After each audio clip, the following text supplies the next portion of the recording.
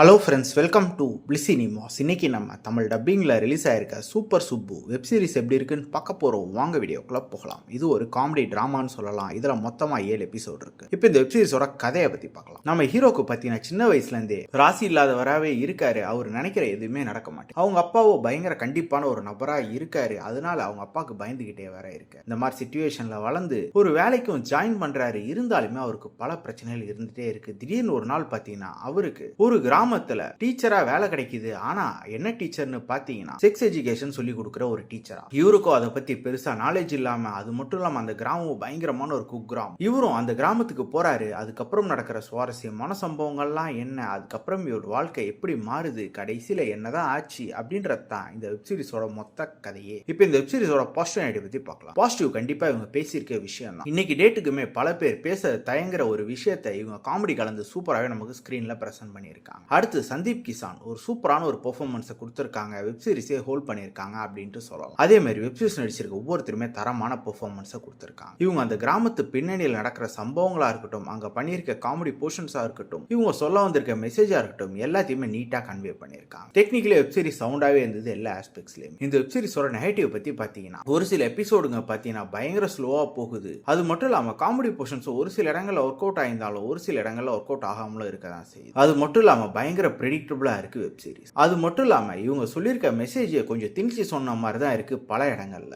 மொத்தத்துல என்கிட்ட கேட்டீங்கன்னா இது ஒரு நல்ல வெப் சீரிஸ் தான். ட்ரை பண்ணி பாருங்க. இந்த வெப் சீரிஸ்க்கு நம்மளோட ரேட்டிங் கேட்டீங்கன்னா 10க்கு 6 மார்க் கொடுக்கலாம். வெப் சீரிஸ்ல அடல்ட் கண்டென்ட் கிடையாது, இருந்தாலும் அதை பத்தி பல விஷயங்கள் பேசியிருக்காங்க. ஸோ ஃபேமிலியோட பார்க்கலாம் வேணாமா நீங்க டிசைட் பண்ணிக்கோங்க. இன்னொரு வீடியோல சந்திக்கலாம். தேங்க்யூ.